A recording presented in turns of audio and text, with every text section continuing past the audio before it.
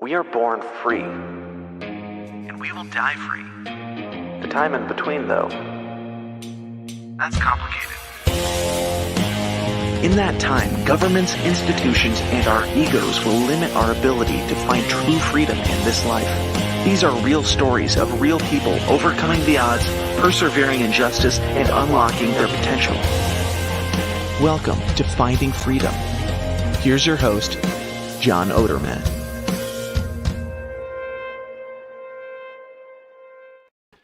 Hey, everybody. Welcome back to another episode of Finding Freedom right here on the Lions of Liberty Podcast Network.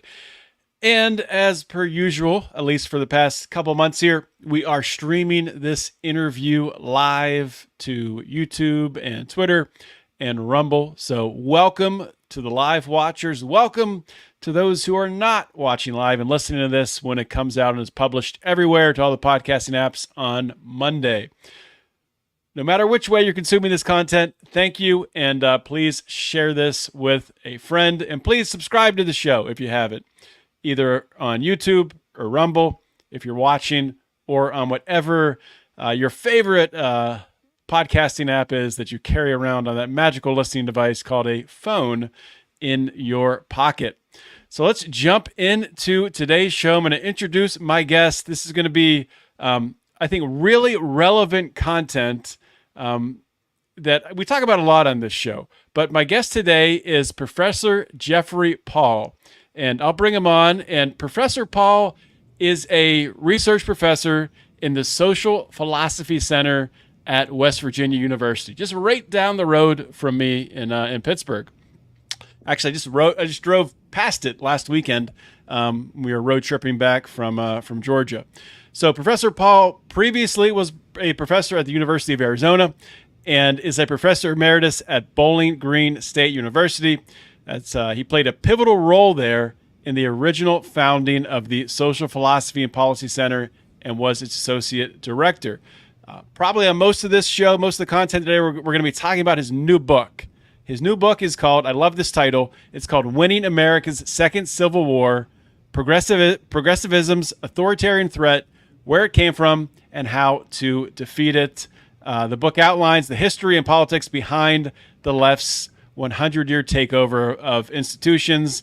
Really, I'm excited to dig in to talk about this book because this is right up my alley. Professor Paul, welcome to the show. Thank you for having me, gentlemen. So I think a good place to start, so my audience can get to know you a little bit better. The first takeaway that I had, and probably my audience might be feeling too, is you're a professor, and in writing this book, you're calling out the left, and a lot of people would associate the left with academia. So somewhere along the way, I would think there was some sort of awakening moment or something that triggered you to write this book. So can you give us some background on what led you to this? Yes, I read a number of books way back in the early 1960s, which explained the founding principles of the United States, which I hadn't ever really understood fully until I read these books. And the books explained that the United States was unique in its founding principles. No country had ever been governed based on these principles. And not only that, there has been no government since founded or governed based on these principles. They were unique.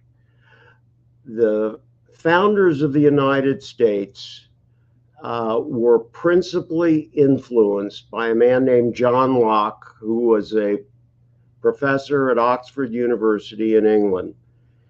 And what influenced him was one of John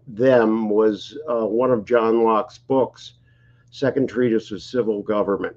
And what was in there was a completely unique idea, unprecedented in human history. And that was that all human beings have an absolute right to themselves, a right of self-ownership. No one else, no other person can own any other human being. They were equal in that sense, that all human beings are equal in that particular sense, that they own their persons. And from that, they deduced that they had a right to liberty, but not a right to interfere with anyone else's liberty. And then finally, the fruit of their labor was theirs by virtue of the fact that it was produced by them. And while Locke realized that individuals could defend these rights on their own, it would be more effective to coalesce with others who believed in them in order to found an instrument to protect them. And the instrument was a government dedicated to the protection of these rights and never to their violation, because their violation by a government would be the same as a violation by a person. So a government can't, an individual can't murder another, the government can't murder one of its citizens, etc. And so the country was founded on those principles in 1776, and then the Constitution was written in 1787 based upon them. Obviously, one of the institutions of the 13 colonies was slavery, and that became an immediate cause of tension, leading eventually to the Civil War. It continued to heat up throughout the 19th century, heavily disputed, passionately on each side. One side, the North, defending the principles of the founding, the other side, the South, rejecting the principles of the founding. And there was the first Civil War was an inevitability. There could not be a coalescence between what the North believed in the South. And so this war resolved this dispute between them. Slavery was abandoned. The 13th, 14th, and 15th Amendment were passed. The country was a limited individual rights, individual natural rights republic. That's what it was at 1865 and after the adoption of these amendments. And then it did an about face from 1875 to 1900. And the about face that it did happened by accident. The presidents of the major colleges in the United States, Harvard College, Yale College, the University of Michigan, the University of California, Berkeley, etc., decided that they wanted to start graduate programs. They didn't have graduate programs, and the degrees they assigned were bachelor's degrees and master's degrees. They wanted to be able to assign doctoral degrees and transform their institutions into one in which the faculty not only had the obligation to teach, but the faculty had the obligation to do research in their respective fields.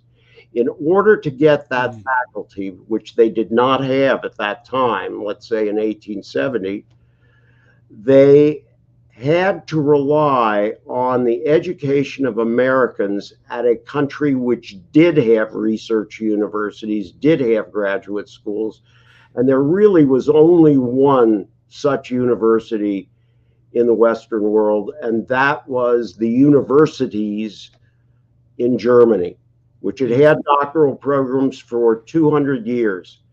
And so Americans who were hired as the first doctoral faculty in the United States were those who had had their training in Germany. Now, in the natural sciences, in medicine and so on, engineering, this was an enormous upgrade in the quality of the faculty because Germany had the finest scientists and mathematicians and physicists and so on in the world. And if I could jump in for a minute here, just to clarify. So you're saying that this is during what, the early 1900s? No, This no, is occurring? no. 1876 Oh, okay. to 1900, the final Okay. quarter of the 19th century. Okay. So, however, in the social sciences and the humanities, in history, political science, philosophy, sociology, economics, in those disciplines, the Germans held views that were exactly the antithesis of those that generated the American founding. Mm-hmm. And those principles in Germany led to Nazism, led to National Socialism in 1920. In the United States, the new faculty had to disguise their views outside of the institutions in which they taught. In Germany, they would have been called, if they'd been teaching at German universities, they would have been called state socialists, which was a good term in Germany. In the United States, they couldn't call themselves state socialists, or the presidents, the trustees, and the donors would have rescinded this whole deal for the social sciences and the humanities, and the faculty would have been dismissed. So they adopted a name from a German political party, the German Progress Party, and they called themselves progressives. They invented the term progressives to describe themselves. To the public, they simply describe themselves as people who believe that no moral or political principle is permanent, but there's an evolution in human societies in which one period is succeeded by another period which is actually better for human beings than the previous period. And that's how they defined publicly their view. What their real view was, the view that they taught in the classrooms, that they wrote in professional journals and in their books, was that individuals have no rights derived from nature or anywhere else. Individuals only have duties to the state. And they justified this by comparing the state to an organism, and individuals within it like the cellular components of the organism, with a duty, therefore, to keep the organism alive. Only duties did they have, no rights. And the duties were to be assigned to them by the organism's brain, comprised, unsurprisingly, by faculty at the university, who therefore saw themselves as an elite which could assign duties through the government to its citizens. And that view, initially called progressivism, was then retitled in the 20s and 30s as liberalism.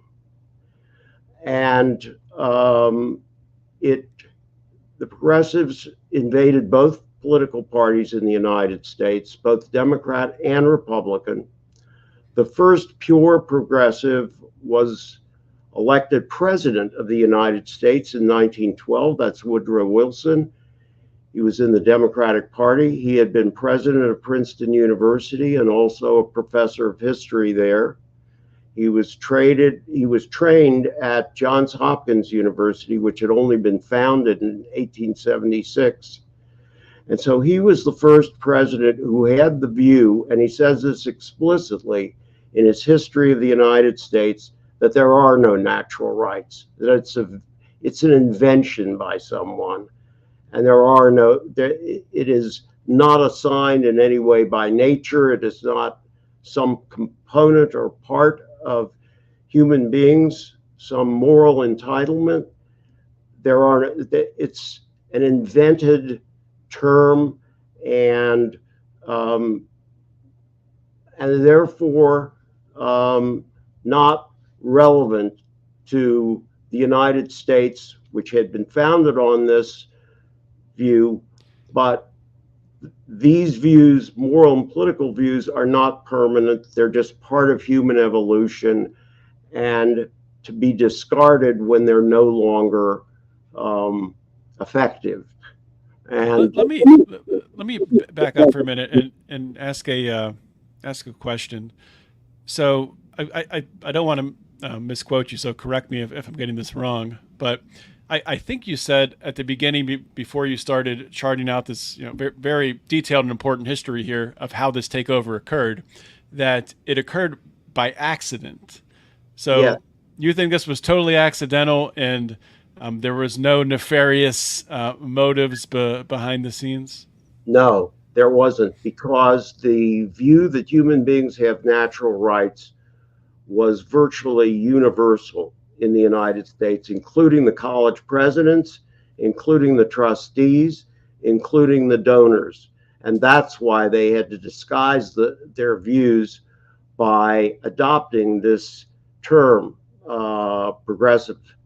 So, and in addition to that, as evidence of how accidental it was, anytime a professor spoke in defense of the view that there are no natural rights outside of the universities, spoke publicly about it, they were fired. And no one grasped that these views were spread throughout the faculty and they were being disseminated behind their back. Nobody put two and two together. And therefore, the first generation of Americans trained in Germany produced a second generation. And Woodrow Wilson was in that second generation. John Dewey was in that second generation, who was an American socialist and a very, very famous academic. And so, and then in addition, the colleges and universities assigned to its faculty the hiring of all subsequent faculty. That hadn't been the case up until after the Civil War. Up until then, all faculty appointments were made by the president. After that time, they were not. The justification was if the president was not a mathematician, he shouldn't be appointing mathematicians. The president wasn't a physicist, he shouldn't be appointing physicists. And the social scientists and humanities professors argued that they were just like the natural sciences and therefore should be treated equally. And the presidents and the trustees bought it. And then, of course, subsequently in the 20th century, to make certain they couldn't be fired for their views, they campaigned for getting lifetime tenure as faculty at universities, and that succeeded around 1940. So what kind of a reception do you get from your fellow professors and colleagues at universities who know that you hold these views? Do you get pushback? Are there debates? What sort of interactions do you have? Well, yeah, there are debates, and let me say a little bit about the political coloration of the colleges and universities. You can imagine what they must be if this started in 1876, basically, and has progressed from there with a faculty having a monopoly. Now, what's significant about the social sciences and the humanities is, unlike the natural sciences, theories, conclusions, all of those are determined not simply by empirical facts, observable facts, but through a moral prism. And the moral prism was the one that I outlined that the Germans had. That is, that nations are simply an organism and individuals are simply components of that organism. And so it was the antithesis, but then it went from one generation to the next generation.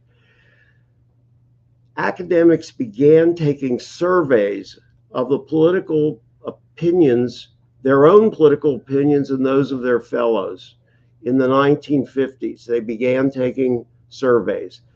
Those surveys have continued to the present. There are a huge number of them. I devote an entire chapter of my book to going through those surveys. And what you will see is that for the entire university, for the typical university, 80 to 90% of the faculty will characterize themselves as liberal or left, or very liberal. 10 to 20% will characterize themselves as conservative or very conservative. But much more significantly, in the social sciences and the humanities, the left in most universities will be 90 to 95% of the faculty. It's not unusual for many departments to have no one who is so-called right of center. There'll be no one. So there'll be no representation of that view at all. I would assume probably even those who are characterizing themselves as moderates or conservatives, by the standards of the non-academic world, probably are still skew closer to liberalism. So I wanted to ask you about the title of your book, because I think it's a great title. I mean, it's attention grabbing. Takes you right to, really what I think we're facing here in this country. So winning America's second civil war. When you were talking about history of how this takeover of academia came to fruition, you referenced the first Civil War, hopefully the only Civil War in the history of the United States. So why do you think that we are facing another civil war? And why would you characterize this? I'm trying to ask this as precisely as I can. Why would you characterize what we're facing as a civil war? Well, let me say the following. Since the universities were taken over by a view which in Germany produced National Socialism, the exact same view. And if anyone just wants to dispute this, all you have to do is read the writings of the German professors who educated the first American doctorates, and then read the writings of the first Americans who were trained by them. Exactly the same views. Okay, the universities then in the 20th century began to increase their enrollments dramatically, decade by decade by decade. And because of that, they began to affect the rest of society, the institutions of the rest of society. So, for example, the first major institution that they affected was journalism. Journalism began to be transformed ideologically in the teens and the 20s. That is, by 1930, the majority of working journalists were progressives or liberals, simply because they were trained exclusively by progressives and liberals. And so the founding principles were lost in what we now call the media. And the media has been exactly like the universities. They hire people who have acquired their views and agree with them. And that's why you've got this media that is basically liberal and like an adjunct or a part of the Democratic Party, which wound up being the Democratic Party, that is, the one party out of the two where progressivism found a permanent home.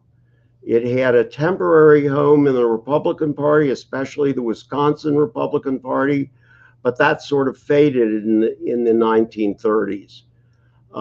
Whereas because of the New Deal and Franklin Delano Roosevelt, it became a permanent feature of the Democratic Party, starting at the presidential level and then filtering down to senators and congressmen.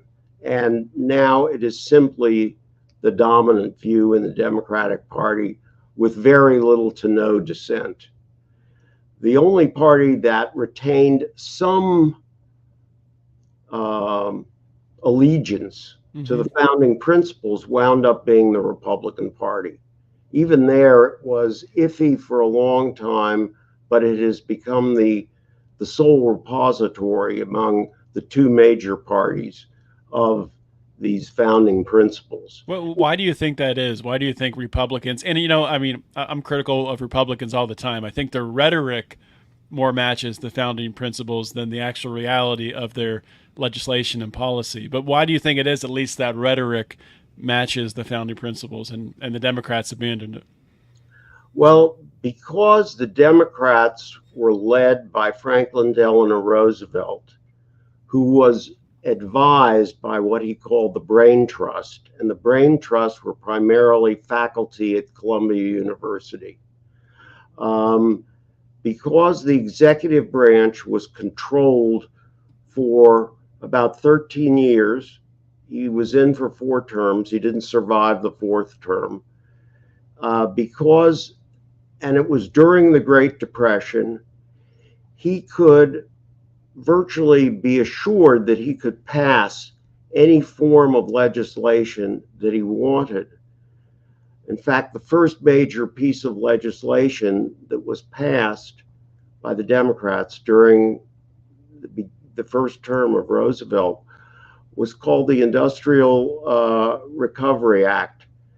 And it was a precise emulation of how the economy was organized under Benito Mussolini, the fascist dictator of Italy, whom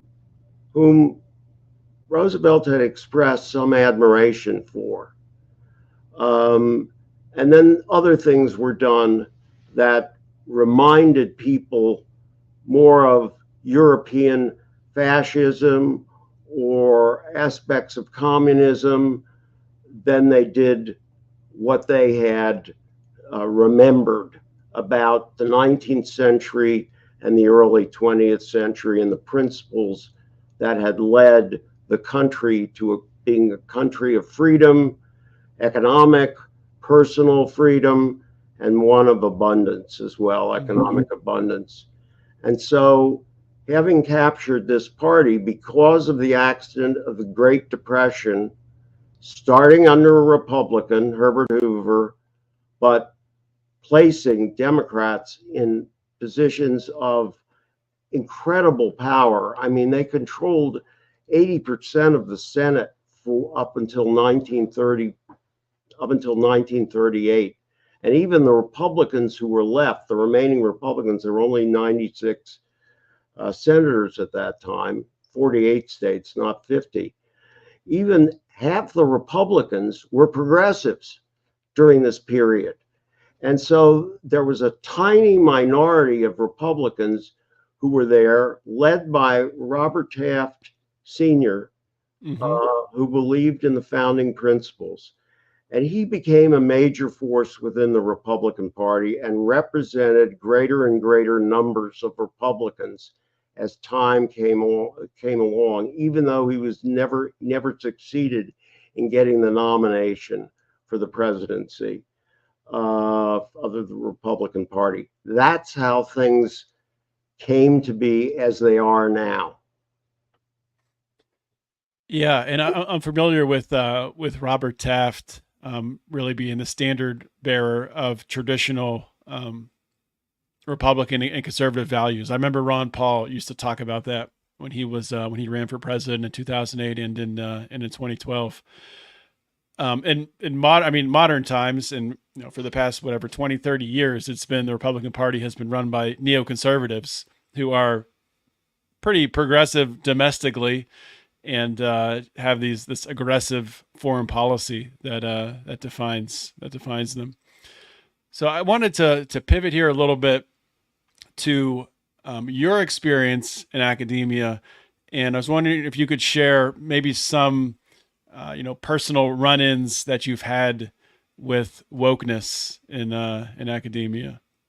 Well, philosophy is a little unusual. The particular discipline is a little unusual. There are three disciplines that have the disciplines themselves haven't fostered, but the disciplines have produced opponents of progressivism. And those three disciplines are philosophy, political science, and economics. In philosophy departments, up until I would say the late 1940s, departments avoided hiring people in political philosophy and moral philosophy as well. And the reason was they wanted to represent themselves as being kind of mathematics, kind of a mathematical discipline.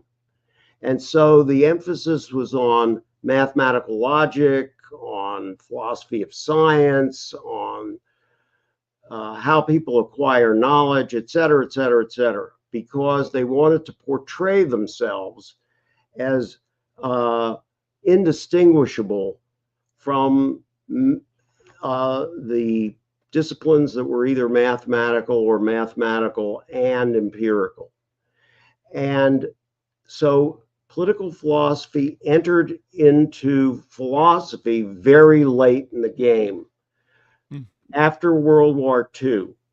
And the first philosopher who was on the left he was very old, and he had been trained at Johns Hopkins in the 1880s and taught up until he passed away, which was in the 1950s. He was at Columbia, and he was on the left. He produced a few people, a sprinkling of leftists. The major one wound up being someone at Harvard University who influenced everyone because his views were easily received because they agreed with the progressivism that had already taken over political science, history, sociology, and so forth. His name was John Rawls. However, an accident occurred, which, again, an accident, which allowed his views to be disputed within this discipline. And the accident was as follows. The libertarian movement, which began in the early 1940s during World War II, Isabel Patterson, Rose Wilder Lane, the novelist Ayn Rand, all of those people, and there were many more, called themselves either individualist or libertarians. They did not call themselves conservatives. The term conservative was not used by people who defended the founding of the country. And one generation of them led to another generation. It spread, not within the academy so much, but sort of undercover, and then flowed up into the academy. And one of the people to whom it flowed was a fellow trained at Princeton, got his PhD at Princeton. He'd been a socialist all of his life. And one of his fellow graduate students at Princeton was a libertarian and converted him to libertarianism. His name was Robert Nozick, and he became a full professor at Harvard. Now you're wondering, first of all, how the hell did he become a full professor at Harvard with these kinds of views? Yeah. The views he held about in politics were not the views he taught in philosophy originally. And what I mean by that is he wasn't deceiving anybody about his views. He was in an area of philosophy called decision theory, which has little to do, it has something to do with, but little to do with political philosophy. That's how he was regarded. He was regarded as a decision theorist. When he got tenure at Harvard, then he disclosed that he was a libertarian and wrote a book, very famous book called Anarchy, State, and Utopia. And probably the most famous academic book defending this view. So at Harvard, you had the major proponent of liberalism, and he was a socialist as well, John Rawls. And then in the same department, you had Robert Nozick, who was a libertarian. And that's why philosophy is an unusual discipline, in that there are a number of libertarians sprinkled throughout philosophy faculties. They are not the majority, however, but they are in place in various universities. They've never been able to acquire some sort of majority. The other one is political science, and then economics. Political science, there was a man who left Germany. He was Jewish. He had to flee Germany, who'd been on the faculty of a German university named Leo Strauss, and he came to the United States. He himself was neither a conservative or a libertarian, but his students became originalists, that is, people who believed in the original founding principles. And his students became very famous. And for a time, they were the dominant voice of what's called political theory, same thing as political philosophy, but you're in political science where it's called political theory. They were the dominant voices for a period of time, let's say a generation. Mm-hmm. And in fact, one of them, Harry Jaffa, who taught at several universities, wrote part of Barry Goldwater's acceptance speech at the 1964 Republicans. In fact, the most famous words from that speech, extremism in the defense of liberty is no vice. And so that became a notorious quote from Barry Goldwater. It shocked everyone when he made the speech at the Republican convention. So they remained a powerful minority, but nevertheless a minority within political science. And then finally, in economics, there was an about turn in economics in the 1920s, the teens and 20s, I should say. That actually was led by one of the progressives who just flipped and said progressive economics is completely unrealistic and mischaracterizes everything. And so there's been, and the University of Chicago was a major influence in this. It was a major gathering place for people who had opposed even quasi-socialism, although it had very left-wing people in it, but it had a few that were defenders of laissez-faire capitalism. And of course, the most famous one was Milton Friedman. Right. So we're running out of time here, Professor Paul. Just wanted to get your perspective on where you see things going in the next 10, 20, 30 years. Obviously, we've watched this takeover of academia happen, which has seeped into, as you talked about, seeped into journalism and into corporations, and makes its ways into every part of society as people, work their way up into decision-making roles. How do you see this ending? I mean, is there a way that those of us who believe in the founding principles of this country, who believe in individual rights, who believe in liberty and freedom, is there a way for us to win, to take this country back? Yeah, I'll tell you, we are in the most dangerous period in American history because the Democratic Party has become, it has evolved, and it has become, given the principles that underlie its views, it's become very close to what National Socialism was in Germany. And if the Democrats win this election, which I consider one of the two most important elections in American history, the 1860 election, which Lincoln was became president, and this election, it's going to be very difficult for us to escape a position in which there is one party rule. And we've seen that Democrats are willing to break all the rules, not adhere by the rules of law. And I mean, if you look at what they've done, open the southern border. Why did they open the southern border? In order to make sure that they had voters that would keep them in office.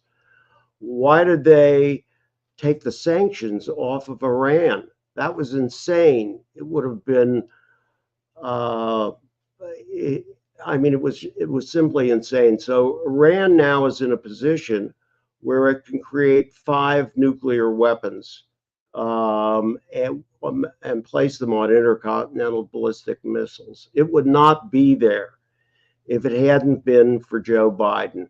He removed the sanctions put there by his predecessor, Trump. Why are the Democrats explicitly, you would think they would never do this, saying that they will allow the tax cuts, the Trump tax cuts, to expire? And not only that, in addition to the tax increase which would result after their expiration, they're going to have another tax increase after that. Biden has repeatedly announced that. You can see what the character and the lawfare that they've used against Trump. That's against Trump, who would not have lawfare used against him were he not a candidate for the president, if he was just running the Trump organization. But they will do this universally, and they will use every device they can to prevent Republicans from winning another election. So that's where we are. So the first thing that has to be done is to escape in this particular upcoming election, because there'll be no means of escaping if the Democrats win, if Biden wins. That's my view about that. Now, what I say in my book about recovery in the medium term and in the long term, first thing I would say is that for the present election, Trump needs to emphasize 2 things. He's going to close the border, and instead of allowing his former tax cut to expire, he's going to retain it. And in addition, and this is what he has said, he's going to make another massive tax cut. That's extremely important. That's how he can appeal to the middle class, to the income earner. In the medium term, I think that we have to get rid of the present tax system. We've got to get rid of all income taxes, whether on individuals or businesses. And we've got to get rid of the tax that supports Social Security, the payroll tax. And we've got to replace them. And I have this in the last portion of my book, in both the last chapter and in an appendix that's written by 2 economists, with a new system. And in the new system, there would be no personal income tax, payroll tax, be no business profit tax or payroll tax. There would be no capital gains tax. There'd be no estate tax. There'd be no gift tax. And they would be replaced by a 1% universal sales tax on every sale that takes place in the United States on any service or any asset. including stocks, bonds, and derivatives. But it would be a 1% tax. And what we found, what the economists, I had 3 economists working with me on this, they did the work. And what they found was that for the 10-year period, 2011 to 2021, the system I've just elaborated would raise more money than was raised in any one of those years. I'll give you an example, 2019, the government raised $3.5 trillion. However, the budget was $4.6 trillion. Had we had the tax system I've just described in place, it would have raised $4.6 trillion.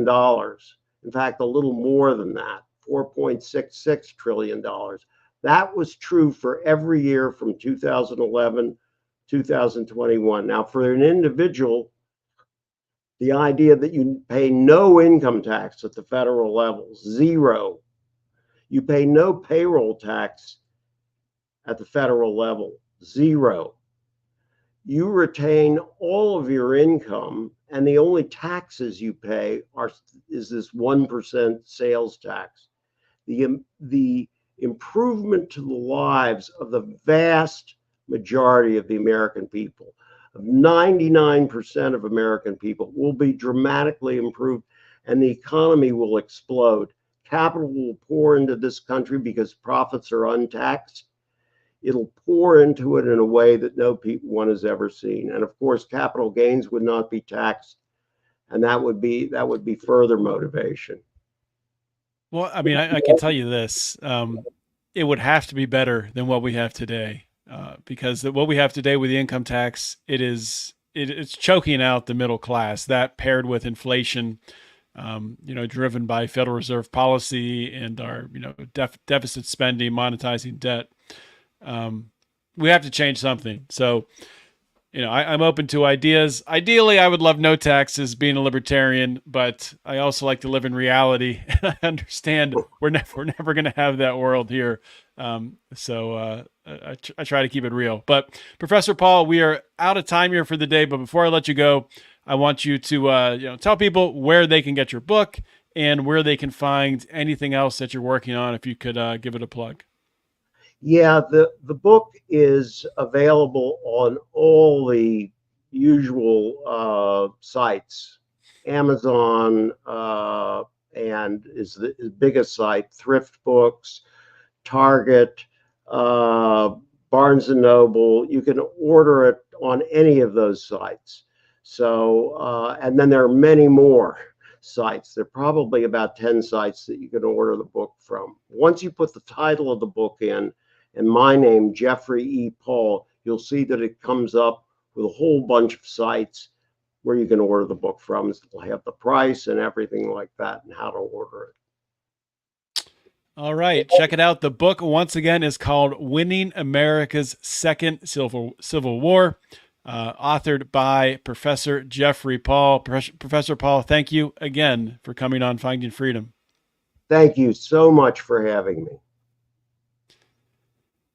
All right, guys, that is a wrap for today's show. I want to thank everyone out there for watching. If you're watching live on Twitter or Rumble or YouTube, please remember to subscribe, and especially on YouTube, hit that little notification bell that is somewhere above the screen to make sure that you get notified when we go live. Because unfortunately, when you speak out about these ideas of freedom and liberty and traditional American values, you get shadow banned by big tech companies. So as a way to circumvent that, please either subscribe on Rumble, since that's more of a free speech platform, or at least get your notifications on YouTube.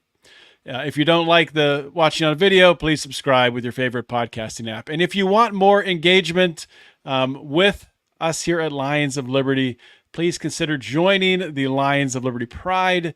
You can do so by going to Patreon or Locals, whichever one you prefer. You can join there. We have different levels and tiers, and we have launched our new Telegram channel, who's open to anybody, and our Telegram group, which is open to Pride members. So check those out. We're looking forward to growing them and finding our footing and another way to communicate with you all out there, since Facebook has completely, Facebook is now a no-go with groups, and that's how we used to communicate with you all. That's all I got for this week, guys. Thanks for tuning in. We've had some great episodes recently, including today, and we'll have another one next week. So I'll see y'all next week. In the meantime, always remember to keep your head up and the fires of liberty burning.